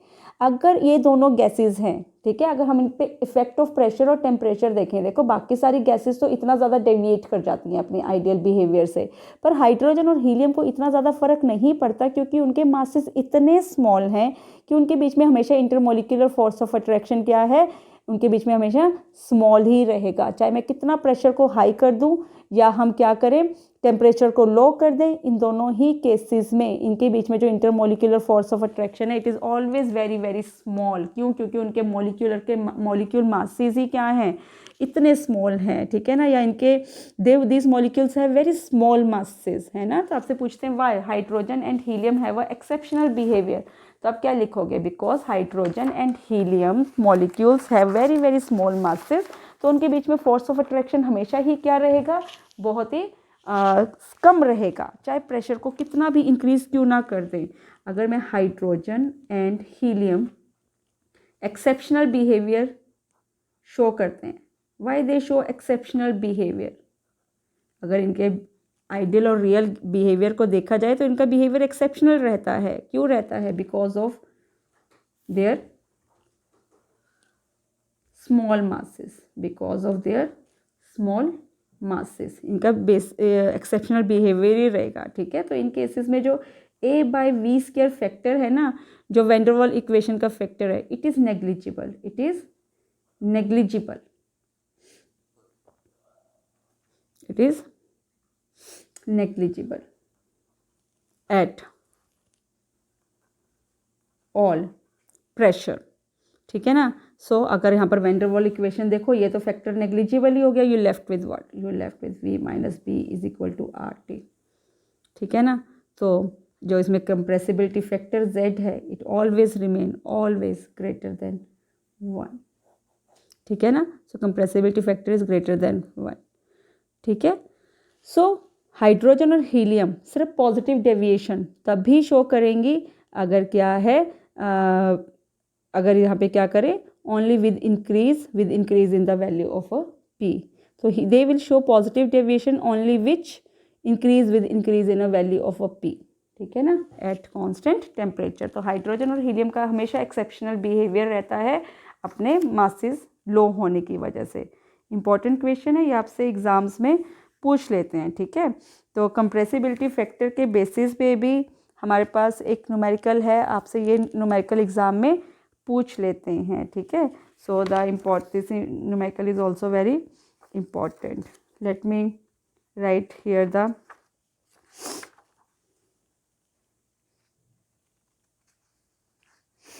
so write down the numerical. The numerical is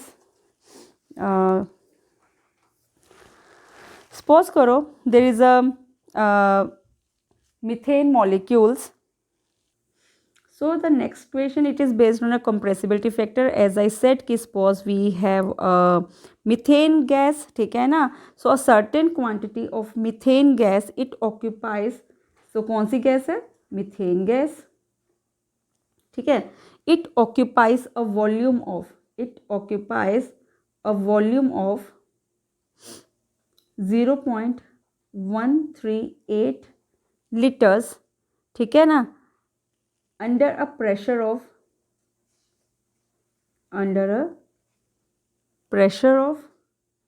300 atmosphere and 200 degree Celsius, ठीक है ना।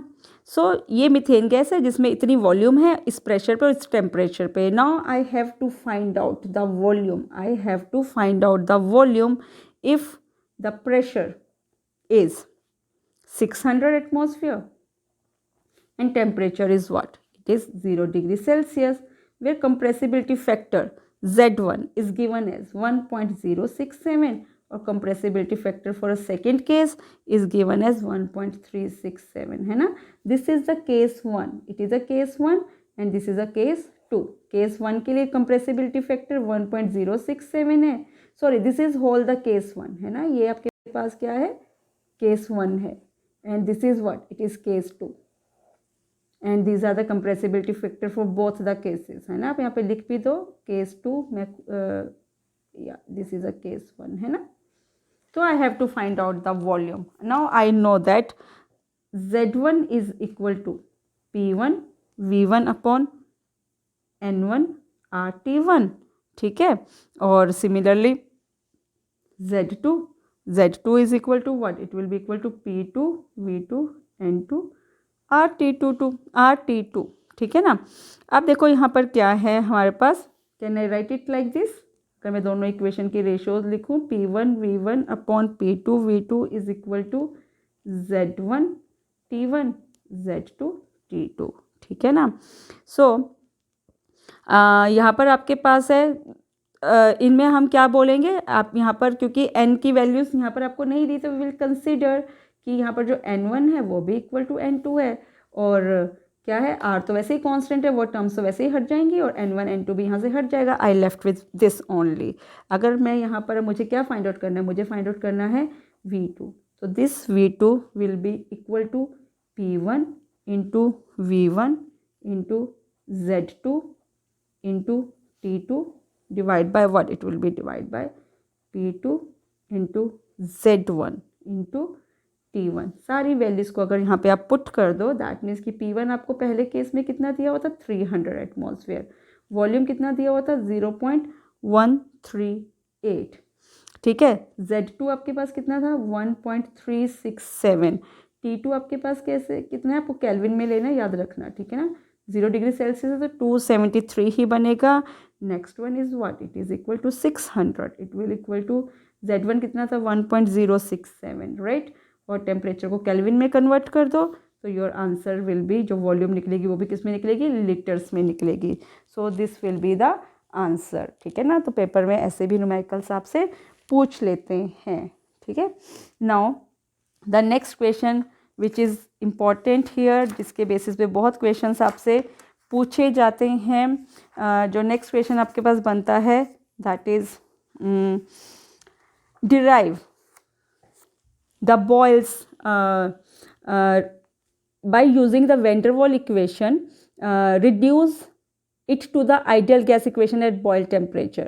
ठीक है ना. reduce the van der Waals equation to ideal gas equation at Boyle temperature. What is the Boyle temperature? The Boyle temperature is that temperature आपने क्या पढ़ा था? at which the real gases start behaving like ideal gases over appreciable range of pressure. है ना. आपने क्या पढ़ा था? आपने पढ़ा था कि जो बॉयल टेम्परेचर है, अगर मैं इसको वैन डर वाल्स कांस्टेंट से भी कंपेयर करूँ, that is always equal to AR into B. So the next question is to reduce important question है ये. Van der Waals equation to ideal gas equation at Boyle's temperature TB. तो देखो कैसे करेंगे इसको derive. We know that P plus A upon V square V minus B is equal to what? It is equal to RT. This equation can be written as, पहले आप क्या करो, V को इन दोनों टर्म से मल्टीप्लाई कर दो, दोनों टर्म से, है ना. और फिर B को भी करेंगे तो आपके पास इक्वेशन क्या बनेगी? That will be equal to. तो अगर मैं इसको और सिंप्लीफाई करूँ, can I write it like this? PV is equal to RT minus A by V plus PB plus AB upon V square, simplify कर दिया। सो ए और बी आर स्मॉल, और अगर प्रेशर भी बहुत हाई नहीं है, in that case we can do what, हम यहाँ पर जो टर्म है ना A B upon V square, we can neglect this term, we can neglect this term when pressure is not too high and volume is not very small. So both, देखो इस term को मैं क्यों neglect कर रही हूँ, क्योंकि A and B have very small values, इनकी वैल्यूज हमेशा क्या रहती हैं, स्मॉल वैल्यूज। और if pressure is not too high then we will also not very small. In that case what we can do, I can neglect this term, हम इस term को क्या कर सकते हैं, निगलेक्ट कर सकते हैं। अगर मैं इस टर्म को निगलेक्ट कर दूँ, ठीक है ना, और दूसरा v P V is equal to क्या होता है, आर टी, और v की जगह पे मैं अगर पुट कर दूँ R T by P, then what will happen, पहले तो मैंने उस टर्म को निगलेक्ट किया, that is P V is equal to R T minus A by V plus P B, और क्या करो v की जगह पे भी पुट कर दो आर टी अपॉन पी, ठीक है ना। सो आपके पास इक्वेशन क्या बनेगा, आपके पास इक्वेशन बनेगा P V is equal to R T, मैं सिर्फ यहाँ पर इस टर्म को कर रही हूँ, ठीक है, minus A P by R T, है ना, यहाँ पे v को मैंने पुट कर दिया R T by P plus P B.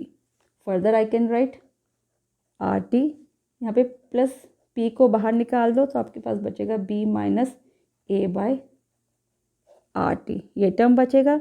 So at Boyle's temperature, देखो at Boyle's temperature what will happen, सबसे पहले तो t किसके इक्वल बन जाएगा, टी बी के इक्वल बन जाएगा, and that will be equal to T B is equal to what, it is equal to A R D. तो यहाँ पर क्या करेंगे, फर्दर इस इक्वेशन को अगर मैं करूँ तो पूरी टर्म तो यहाँ पे क्या हो जाएगी, कैंसिल हो जाएगी, क्योंकि टी की जगह पे क्या भरोगे, ए आर बी, है ना, ए कट गया, आर कट गया, बी माइनस बी क्या हो गया, ज़ीरो हो गया, तो दैट मीन्स कि P V will become equal to R, यही टर्म बचा ना, और टी पे आर टी बी।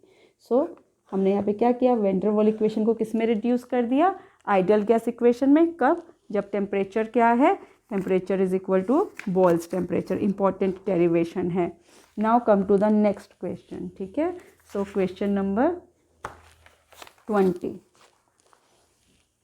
सो नेक्स्ट क्वेश्चन क्या है, question number 20, what are critical constants, what are critical constants, critical constants.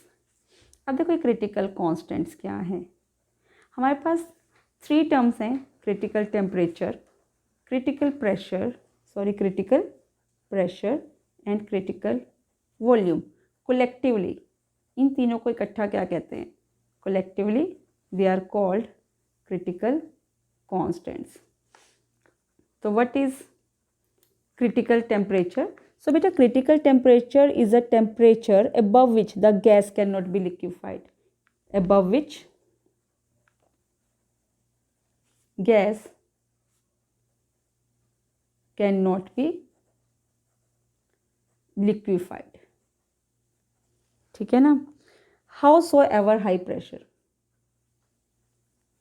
howsoever is pressure, देखो अगर मुझे गैस को लिक्विफाई करना है, आई नो दैट, है ना, उसको डेविएट करना है आइडियल बिहेवियर से, लिक्विफाई करना है, तो प्रेशर क्या होना चाहिए, हाउसोएवर हाई इज प्रेशर। और क्रिटिकल टेम्परेचर पे जो प्रेशर होता है, the minimum pressure at critical temperature is critical pressure, it is critical pressure, and the volume occupied by 1 mole of gas, volume occupied by 1 mole of gas at critical temperature and critical pressure is called critical volume, और तीनों को collectively हम क्या कहते हैं, critical constants। Next question आपसे exam में जो पूछा जाता है कि how critical constants can be determined experimentally. अगर उसको एक्सपेरिमेंटली डिटर्मिन करना है तो कैसे कर सकते हैं? देखो, इसको डिटर्मिन करने का तरीका है, इसके लिए हमें एक एपरेटस यूज़ करना है। देखो, सपोज करो हमारे पास क्या है, देखो this is apparatus which is use to measure the critical constant. This is a tube. इस ट्यूब में क्या भरा हुआ है? मरकरी भरेंगे। इस ट्यूब में क्या फिल करेंगे? मरकरी फिल करेंगे, ठीक है ना। इसके ऊपर क्या है? इसके ऊपर हमने क्या लगा दिया? देयर इज दिस बी, ठीक है। इसके अंदर जो भरा हुआ है ना, यहाँ पर देखो आपके पास ना एक मिनिस्कस है, मिनिस्कस के नीचे आपके पास क्या है? लिक्विड है, और ऊपर आपके पास है ना जो गैस है, और ये मिनिस्कस है। ये क्या है? मिनिस्कस है, ठीक है ना। यहाँ पर मरकरी भरा हुआ है। इस पूरे में क्या भरा होगा? यहाँ तक पूरा मरकरी, ठीक है ना। और इस मरकरी के ऊपर क्या होगा? एयर होगा। इससे हम क्या, मैनोमीटर से हम क्या, ये जो पूरा सेटअप ये क्या है? यहाँ पर ये मैनोमीटर है, ठीक है ना, which will use to measure the pressure, ठीक है। इसके अराउंड क्या कर देते हैं? एक जैकेट लगा देते हैं। वो जैकेट का काम क्या है? उस जैकेट का काम है कि उसने हॉट वाटर को यहाँ पे सर्कुलेट करते रहना है। क्या करना है इस जैकेट ने? इसका काम है यहाँ से hot water will be circulate. This is a jacket, ठीक है ना, which we are using. So this is liquid, this is vapour state. तो देखो इसमें क्या करेंगे, ऊपर से एयर भरा हुआ है, मैनोमीटर ने यहाँ पे प्रेशर देना है। सबसे पहले हम यहाँ पे क्रिटिकल टेम्परेचर मेजर करेंगे। क्रिटिकल टेम्परेचर क्या करेंगे? यहाँ पे देखो हॉट वाटर यहाँ पे सर्कुलेट हो रहा है, तो एक टेम्परेचर आएगा जिस टेम्परेचर पर ये जो मिनिस्कस है ना, ये डिसअपियर हो जाएगा। ये मिनिस्कस क्या हो जाएगा? डिसअपियर। उस टेम्परेचर को नोट कर लो, सपोज T1। फिर ये क्या होगा? कूल करने पे ये क्या होगा? ये मिनिस्कस रीअपियर हो जाएगा। उस टेम्परेचर को भी नोट कर लो।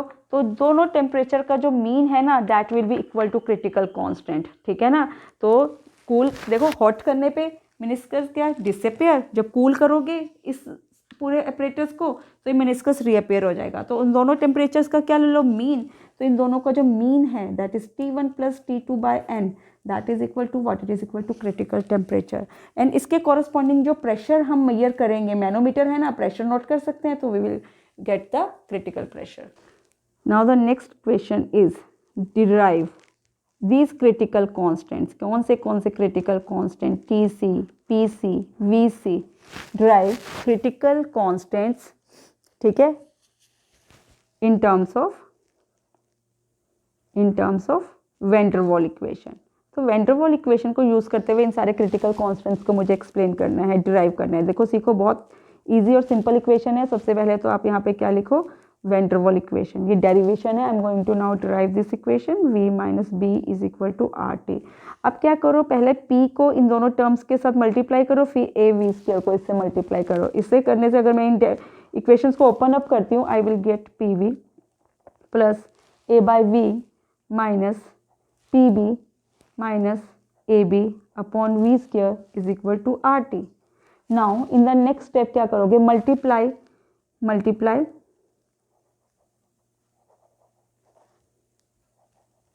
by V square only, multiply by Y square both sides, दोनों sides को आप V square से multiply करो। अगर मैं multiply करती हूँ तो इक्वेशन क्या बन जाती है? it will be now PV cube plus AV minus PB V square minus AB is equal to RT V square. Simple है डेरिवेशन, बस इसको करते रहना, आराम से देखते रहना। नाउ डिवाइड बाय प्रेशर, सिर्फ प्रेशर से इसको डिवाइड करो तो ये क्या बन जाएगी? ये बन जाएगी V cube plus AV by P minus B V square minus AB by P is equal to RT V square upon P, ठीक है ना।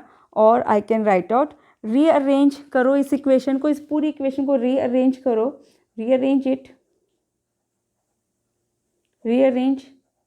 This equation by descending power of V, by descending powers of V। तो that means कि पहले V cube लेती हूँ, फिर V square वाली टर्म लेती हूँ, और फिर सिंपल V वाली, और फिर विदाउट V वाली। डिसेंडिंग ऑर्डर में आपको इसको क्या करना है? रीअरेंज करना है। तो ये क्या बनेगा? ये बनेगा V cube minus B plus RT P V square plus AV by P minus AB by P that will be equal to 0। अब देखो ये जो हमने इसको क्या किया, हमने इसको कर दिया रीअरेंज, ठीक है ना। सो van der Waals equation it can be written in this form. अब देखो आप क्या देखो यहाँ पर अगर आप देख रहे हो अच्छा चलो एक चीज़ और भी कर लेते हैं। Eight critical points what will happen? Eight critical points क्या होगा? V क्या बन जाएगा? VC बन जाएगा, है ना। और R क्या बन जाएगा, सॉरी T क्या बन जाएगा?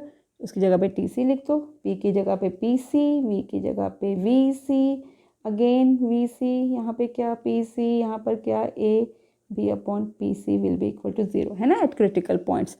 अब देखो यहाँ पर अगर आप ध्यान से देखो यहाँ पर V के क्या है 3 रूट्स हैं, यहाँ पर वॉल्यूम के क्या है 3 रूट्स हैं। मैंने इन 3 रूट्स को क्या करना है, मुझे इन 3 रूट्स को सिंप्लीफाई करना है। देखो अगर आप इसको इतना तो खैर सिंप्लीफाई हम यहाँ पर इसको नहीं कर सकते हैं, बट आप इसको थ्योरेटिकली यहाँ पर बोल सकते हो this equation occupies V cube, है ना। सो V क्यूब के यहाँ पर दैट मीन्स कि 3 रूट्स लेने हैं मुझे, यहाँ पर वॉल्यूम के कितने लेने हैं 3 रूट्स लेने हैं। तो दैट मीन्स कि मैं इस इक्वेशन को फर्दर जो सिंप्लीफाई कर सकती हूँ, ज़रा ध्यान से समझिए इसको, है ये बिल्कुल ही सिंपल, कोई यहाँ पे टफ नहीं है, ठीक है। How can I simplify it, देखो ज़रा।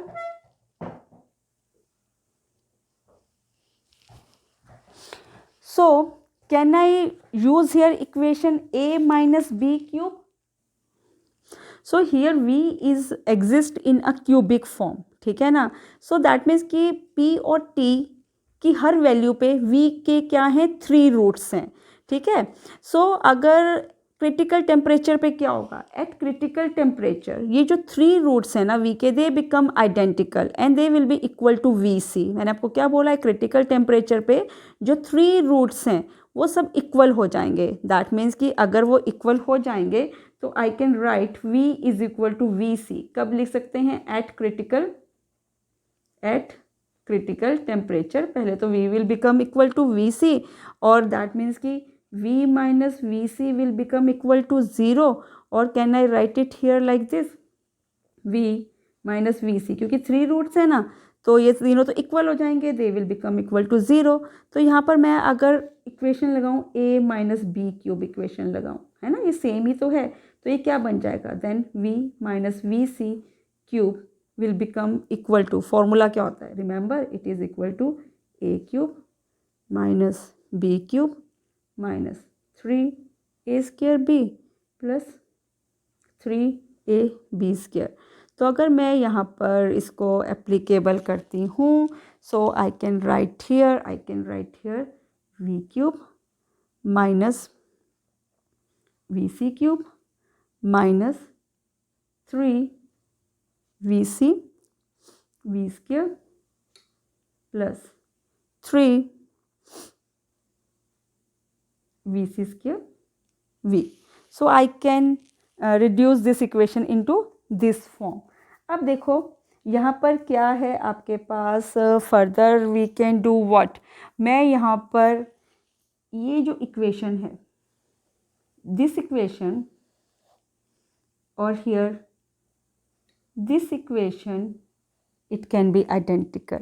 How they can be identical, so मैं यहाँ पर कौन सी टर्म्स हैं जो इनको मैं आइडेंटिकल कर सकती हूँ, can I write according to this equation. आप सबसे पहले यहाँ पर देखो इस इक्वेशन में आपके पास क्या है, VC क्यूब है, यहाँ पर आपके पास क्या है VC cube. So can I right, simplify करेंगे इक्वेशन को, पहले तो आप क्या करो V स्क्वायर वाली इक्वेशन को सिलेक्ट कर लो, यहाँ पर भी V स्क्वायर है ना, और यहाँ पर भी आपके पास क्या है V स्क्वायर। तो कैन आई राइट, देखो ये भी V स्क्वायर और यहाँ पर भी आपके पास क्या V स्क्वायर, ठीक है। So can I write it, that is 3VC is equal to what, अगर मैं यहाँ पे, चलो अभी तो क्रिटिकल टेम्परेचर्स को इसको लेते हैं अभी टर्म को, नहीं तो मेरे V स्क्वायर बन नहीं पाएंगे, क्रिटिकल कांस्टेंट निकालने हैं ना। आप इस इक्वेशन को इससे क्या करो, रिलेट करो, तो देखो यहाँ पर भी V स्क्वायर टर्म, यहाँ पे भी V square term, that means कि 3VC will be equal to B plus RT by P। क्या मैं ये लिख सकती हूँ, yes we can write that. Similarly I can write, यहाँ पर आ जाओ आपके पास यहाँ पर जो टर्म है, इधर आ जाओ, सिंपल वी टर्म है, can I write it like this also, है ना, ये भी वी टर्म है, यहाँ पर भी आपके पास क्या है, टर्म वी, तो can I right 3VC square, है ना, सिर्फ वॉल्यूम वाली टर्म्स को आपस में रिलेट करो, that will be equal to A/P, that will be equal to A/P। अगर यहाँ पे आपके पास टेम्परेचर्स हैं तो can I write temperature critical conditions पे करना है, ऐसे भी रिलेट कर सकते हो, इससे भी रिलेट कर सकते हो, है ना। जब इससे रिलेट करोगे एक चीज़ को याद रखना कि जो ये आपकी क्यूब्स है ना, वॉल्यूम को एट क्रिटिकल पॉइंट्स, अभी हम वॉल्यूम्स को नहीं रखेंगे, हम रखेंगे जो टर्म्स बी और ए के साथ रिलेटेड हैं, ठीक है, सिर्फ आप उनको चेंज करो, है ना, इसको भी चेंज नहीं करेंगे, ठीक है, इनको हमने ऐसे ही रखने देना है A/PC, ठीक है, वॉल्यूम्स को, क्योंकि वॉल्यूम को हम क्यों नहीं चेंज कर रहे हैं बेटा यहाँ पर, क्योंकि वॉल्यूम हमें पता है V=VC है, यहाँ पे आप इक्वेशन इनको मत चेंज करो, है ना। तो दैट मीन्स कि वैसे तो देखो दोनों ही ये इक्वेशंस क्या हैं, सिमिलर हैं, बस ये क्रिटिकल पॉइंट्स के अकॉर्डिंगली हम इस इक्वेशंस को ले रहे हैं, ठीक है। वॉल्यूम को मैं क्यों नहीं चेंज कर रही हूँ, because I know that at critical temperature V will become equal to VC, तो इसको हम नहीं चेंज करेंगे, तो ही हम इसको कर सकते हैं। अब चाहे इन दोनों को यहाँ से वो करो, कोरिलेट करो, V² here V², that will be equal to B + RTC PC। फिर आपके पास क्या है टर्म, सिंपल V वाली टर्म है ना, ये भी V है, ये भी V है, दैट मीन्स कि 3VC² will be equal to A/PC। Can we do this, yes we can easily do it, है ना। और थर्ड टर्म क्या बनती है आपके पास, that is VC³ is equal to, VC³ will be equal to, है ना, यहाँ पर इसको हम लिख सकते हैं AB/PC। क्या किया, बस इस सारी इक्वेशंस को, इन दोनों टर्म्स को आपस में हमने कोरिलेट कर दिया। Now further we can do this, now divide equation 5/4। अब इस इक्वेशन को क्या करो, इस इक्वेशन को A ले लो, इसको B ले लो, इसको C ले लो। Now right divide equation C/B। ऐसा करने से क्या होगा, अगर मैं इन दोनों को डिवाइड करती हूँ तो आई लेफ्ट विद व्हाट, मेरे पास VC³ था, यहाँ पे VC² था, तो यहाँ पर सिर्फ क्या रह जाएगा, यहाँ पर आपके पास रह जाएगा term VC will be equal to 3B। ये भी कट जाएंगी, ये भी कट जाएंगी, VC will become equal to 3B, that means की critical temperature is equal to 3B। अब क्या करो, इस इक्वेशन को आप पुट कर दो इक्वेशन B में। सो यहाँ पर आप क्या करोगे, आपने क्या किया था, 3VC² is equal to A/PC, ठीक है। तो यहाँ पे VC² की जगह पे क्या करो, अभी आपने क्या किया, आपने निकाला VC is equal to 3B, तो यहाँ पर VC की जगह पे क्या पुट करो, 3B², 3VC² is equal to A/PC, ठीक है। आपके पास फोर्थ इक्वेशन था, okay, that will be equal to A/PC। ठीक कर रहे हैं ना, थोड़ा सा ध्यान में रखना पड़ता है कि कुछ, तो दैट मीन्स कि PC will become equal to A/27B²। ये आपने क्रिटिकल प्रेशर भी बना दिया।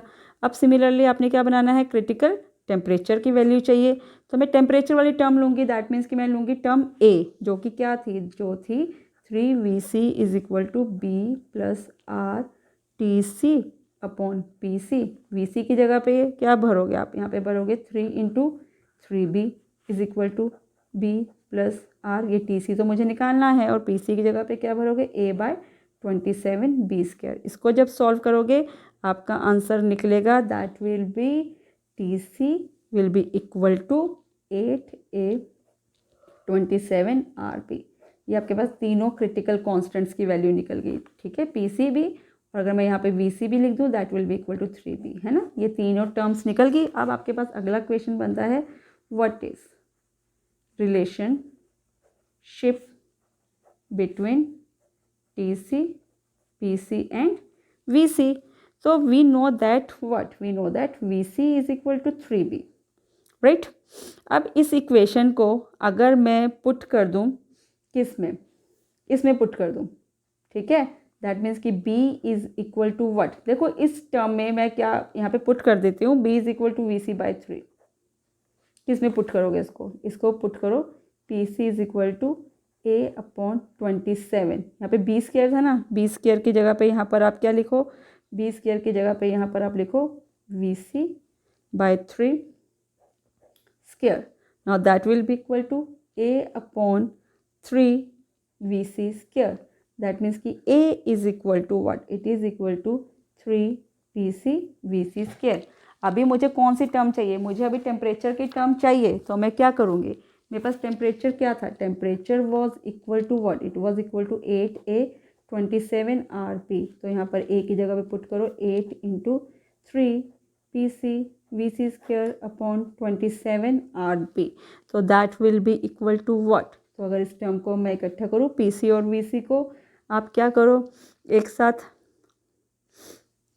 और यहाँ पर b की जगह पे भी क्या भर दो, यहाँ पर b की जगह पे भरो, क्योंकि मुझे यहाँ पर vc स्क्वायर नहीं चाहिए ना, रिलेशनशिप तो देखना है. तो vc स्क्वायर, मुझे एक vc को कट करना है, तो क्या करेंगे, यहाँ पे b की वैल्यू पुट कर दो, दैट इज़ vc/3. ऐसा करने से आपके पास क्या रह जाता है, आपके पास रह जाता है ये टर्म. तो pc, ये vc कट गया, दैट मीन्स कि this pc vc will be equal to 3/8 RTC. So this is the relationship between all the critical constant according to what, according to van der Waal equation. ठीक है, important है, exam में ये भी आपसे ऐसे पूछ लेते हैं. ठीक है. Now the next question which is asked in the exam, this is the last derivation. ठीक है, ये सारी की, ये तो आपने कोलिजन डायमीटर तो आपने कर लिया.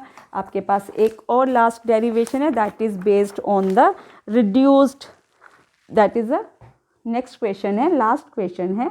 What is the law of, what is the law of corresponding states, law of corresponding states. देखो, लॉ ऑफ कॉरस्पॉन्डिंग स्टेट्स को अगर निकालना है तो बच्चे इसमें हम क्या करते हैं, हम प्रेशर को क्रिटिकल प्रेशर से रिलेट करते हैं, प्रेशर को क्रिटिकल प्रेशर से, वॉल्यूम को क्रिटिकल वॉल्यूम से, और टेम्परेचर को क्रिटिकल टेम्परेचर से. तो दैट मीन्स कि व्हाट, यहाँ पर जो पाई है ना, it is reduced pressure which is equal to p/pc. ये फाई क्या है, ये रिड्यूस्ड वॉल्यूम है, ये क्या है, reduced volume, that is v/vc. और ये थीटा क्या है, it is a reduced temperature, that is t/tc. In terms को याद रखना है, it is a reduced pressure, it is a reduced volume, है ना. क्या है ये सारी टर्म्स, रिड्यूस्ड टर्म्स हैं. तो देखो अब क्या करोगे, अब आप आ जाओ वैन डर वाल इक्वेशन पे, that is p/v square v minus b is equal to RT. This is a van der Waals equation, right. अब इस वैन डर वाल इक्वेशन में आप ये सारी टर्म्स पुट कर दो, p की जगह पे पुट कर दो πpc, ठीक है, प्लस a, v स्क्वायर की जगह पे क्या पुट कर दोगे, phi square vc square, v की जगह पे क्या पुट करोगे, phi vc minus b is equal to r, और t की जगह पे क्या, सबको रिड्यूस्ड इक्वेशन में मैंने क्या कर दिया, रिड्यूस वो यहाँ पे शिफ्ट कर दिया, कन्वर्ट कर दिया. अब vc is equal to what, 3b, अभी हम कर आए.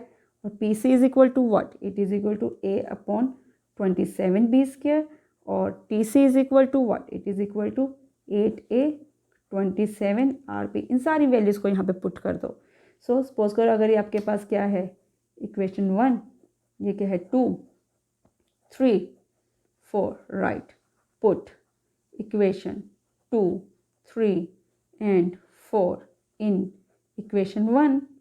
क्या होगा अगर यहाँ पे इसको पुट करोगे, अब ये इक्वेशन क्या बन जाएंगी, पाई, आपने pc की जगह पे क्या पुट किया, a/27b square, right, plus a, phi square, vc square की जगह पे क्या पुट किया, बन गया 9b स्क्वायर. ठीक है, फिर फाई vc की जगह पे क्या पुट किया आपने, 3b, क्या पुट किया, 3b minus b is equal to r theta. tc की जगह पे क्या पुट किया, 8a/27 rb. ठीक है. अब फर्दर अगर मैं इसको रिड्यूस करूँ, can I write it like this also, और थोड़ा सा रीअरेंज कर दें इसको. रीअरेंज आप कैसे कर सकते हो, देखो यहाँ पर जो टर्म्स हैं 27 rb, वो तो टर्म्स आपके पास दोनों जगह पर क्या है, कॉमन ही है ना. मैंने ये सारी वैल्यूज़ पुट की. Can I write it like this, मैं यहाँ पर a/27b स्क्वायर को बाहर रख लेती हूँ. तो ये क्या बन जाएगा, ये रह जाएगा पाई, प्लस ये क्या रह जाएगा आपके पास, 3/5 फाइव स्क्वायर, है ना। मुझे उस फैक्टर को बाहर निकालना था, यहाँ पर बी वाले फैक्टर को बाहर निकालो तो क्या बचेगा, 3/5 - 1 इज इक्वल टू, यहाँ पर आपके पास क्या है, a/27 बी को कर दो आर तो आपके पास कट गया, है ना। और यहाँ पे क्या रह जाएगा आपके पास, सिर्फ 8 थीटा। अब ये फैक्टर और ये फैक्टर आपस में दोनों क्या हो गए, कैंसिल हो गए। We left with pi plus 3 5 square, pi plus 3 5 square, और यहाँ पर क्या बचा, 3/5 - 1 is equal to what, it will be equal to ये फैक्टर कैंसिल आउट, यहाँ से बी कैंसिल आउट, ठीक है ना। तो इस तरफ बचा आपके पास क्या, 8 थीटा। तो यहाँ पर आपने इस इक्वेशन को किस में कन्वर्ट कर दिया, this is a reduced form of equation. It is a reduced form of van der Waals equation. It is a reduced form of van der Waals equation. और इस इक्वेशन के बेसिस पे आता है law of corresponding states. So what is a law of corresponding state, according to this, suppose करो if we have 2 or more substances, if they have same reduced temperature, if we have 2 substances, let 1 and 2, उनके reduced temperatures क्या हैं, same है। If they have same reduced pressure and if they have same reduced temperature and same reduced pressures, then their reduced volumes will also be same, and we call it as what, we call it as a law of corresponding states. तो ऐसे question से generally आपसे exam में पूछा जाता है। तो इसके साथ ही ये पूरा सिलेबस है जो ऑलमोस्ट हमने इसमें कवर कर लिया, ठीक है। These are very very very important questions. Hopefully ये क्वेश्चंस सॉल्व करने में आपको ज़्यादा डिफ़िकल्टी नहीं आएगी। डेरिवेशंस हैं, उन डेरिवेशंस को अच्छे से कीजिए, हो जाएगा ये सब। So thanks for listening the lecture, and hopefully lecture will be useful to all of you.